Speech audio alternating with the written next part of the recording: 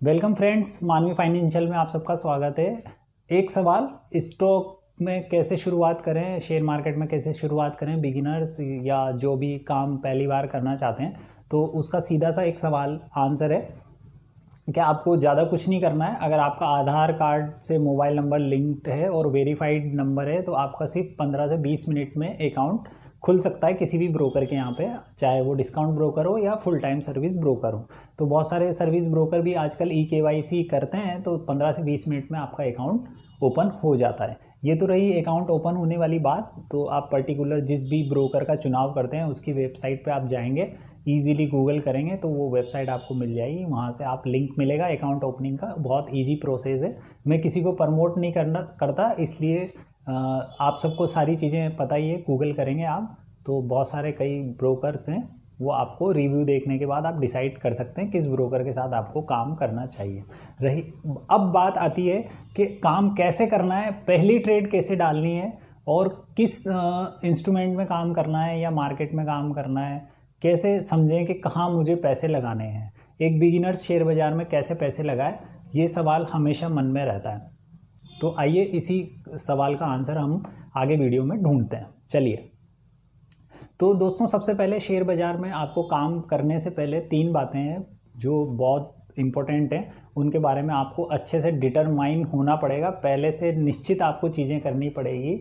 ऐसा नहीं है कि आप बाज़ार में आ गए फिर किसी से समझ रहे हैं, ये सब नहीं चलेगा। आपको प्री डिटरमाइन होना पड़ेगा कुछ चीज़ों को लेकर, जिसमें नंबर 1 है कैपिटल, नंबर 2 है मार्केट, नंबर 3 है इंस्ट्रूमेंट।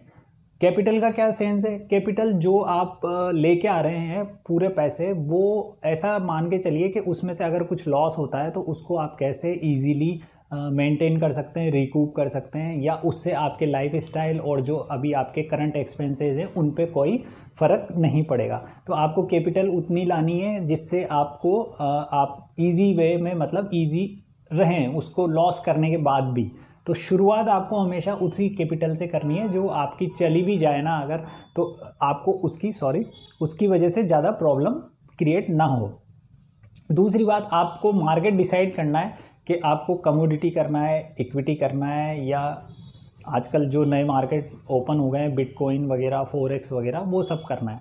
तो मार्केट को अगर सब मार्केट अलग अलग हैं, कमोडिटी करते हैं तो कमोडिटी के लिए आपको अलग से जानकारी पूरी इकट्ठी करनी पड़ेगी। उसकी वेबसाइट्स हैं, उसके डेटाज हैं, कब डेटा रिलीज़ होते हैं, किसी चीज़ के डेटा कब होते हैं, सिल्वर के कब होते हैं, कहाँ से चार्ट देखना है, कहाँ से डेटा देखना है, बाहर के जो ग्लोबल फैक्टर्स हैं उनका कितना इम्पैक्ट होता है। ये सारी कुछ चीज़ें हैं जो आपको कमोडिटी का काम करने के वक्त सीखनी पड़ेगी, ध्यान रखनी पड़ेगी। इक्विटी है, इक्विटी के लिए अलग तरह का डेटा है, अवेलेबल है, वो आपको एक्सेस करना पड़ेगा। अलग तरह से आपको उसकी न्यूज़ जानकारी रखनी पड़ेगी। तो ये दोनों चीज़ें मिक्स नहीं हो सकती। आप ऐसा नहीं है कि आपके पास लिमिटेड कैपिटल है, आप इक्विटी भी करना चाहते हैं और कमोडिटी भी करना चाहते हैं, ये पॉसिबल नहीं है। आपको पहले से डिटरमाइन होना पड़ेगा। तीसरी चीज़ है बिटकॉइन वगैरह करना है अगर, तो वो बिल्कुल फैंसी आइटम है, उसकी मैं अभी एडवाइस बिल्कुल भी नहीं देता हूँ। बिगिनर्स को बिल्कुल नहीं करना चाहिए। इवन जब तक कि आपके पास यहाँ पे कोई पॉलिसी बन के नहीं आ जाती बिटकॉइंस वगैरह के लिए, या जो क्रिप्टो करेंसी है उनके लिए, अगर कोई जब तक पॉलिसी बन के नहीं आ जाती है हमारे देश में, तब तक काम करना उचित नहीं है, मेरा ऐसा मानना है। तो अगर आपने मार्केट भी डिसाइड कर लिया तो फिर उसके बाद हम इंस्ट्रूमेंट की बात करते हैं। मार्केट में इंस्ट्रूमेंट क्या होते हैं? एक तो डेरिवेटिव होते हैं और एक कैश मार्केट होता है। तो अब कमोडिटी में भी डेरिवेटिव्स चालू हो गए। डेरिवेटिव्स का मतलब ऑप्शन चालू हो गए हैं, जिसमें क्रूड, सिल्वर, गोल्ड, इनके ऑप्शन बहुत अच्छे से मतलब वोलेटाइल हैं और उनमें लिक्विडिटी बनी हुई है। हम ट्रैक करते हैं तो अच्छा उनमें आप कर सकते हैं काम, अगर आप डिसाइड करते हैं तो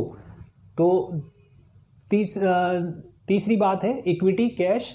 अगर आप करते हैं तो उसमें सबसे इजी शुरुआत करने के लिए जो माना जाता है वो इक्विटी कैश माना जाता है। वहाँ पे आप 5,000 रुपये, 2,000 रुपये, या जो भी आपकी शुरुआती मानसिकता है, कैपिटल है, उससे आप शुरू कर सकते हैं। और उसमें आपकी कैपिटल 100% जीरो नहीं होती। और उसी का जो डेरिवेटिव पार्ट है ऑप्शन, जिसमें उसमें आपकी कैपिटल 100% शून्य हो सकती है, 100% जीरो भी हो सकती है। तो उसका आपको बहुत ध्यान रखना चाहिए। हम सीधे किसी भी बिगिनर्स को ऑप्शन में ट्रेड करने की एडवाइस नहीं करते हैं। ऐसा हमारा मानना है कि ऑप्शन को करने से पहले कुछ ज़रूरी बेसिक स्ट्रक्चर्स हैं मार्केट के, वो समझ में आने बहुत ज़्यादा ज़रूरी हैं। तो दोस्तों आप कैसे शुरुआत करेंगे, तो आपको सबसे पहले अकाउंट ओपन करना है। जैसा कि मैंने बताया, वेबसाइट पे आप जाएंगे, eKYC फिल करेंगे, 15 से 20 मिनट में अकाउंट ओपन हो जाता है। तो वहाँ से आप अकाउंट शुरू कर सकते हैं।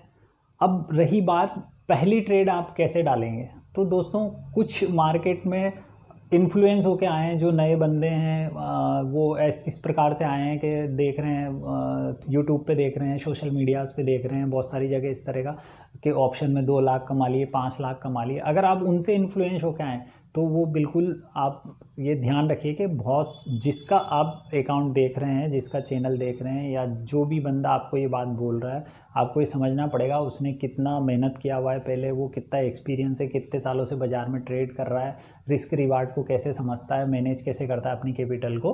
तो ये सारी बातें आपके लिए लागू होंगी या नहीं होंगी ये पता नहीं है, क्योंकि मेरी रिस्क प्रोफाइल अलग है, मेरे दोस्त की रिस्क प्रोफाइल अलग है। ऐसे ही आपके परिवार में अलग तरह का माहौल होगा, आपका अलग तरह का माहौल होगा, 5 उंगलियां बराबर नहीं होती, इसलिए ध्यान रखना पड़ेगा।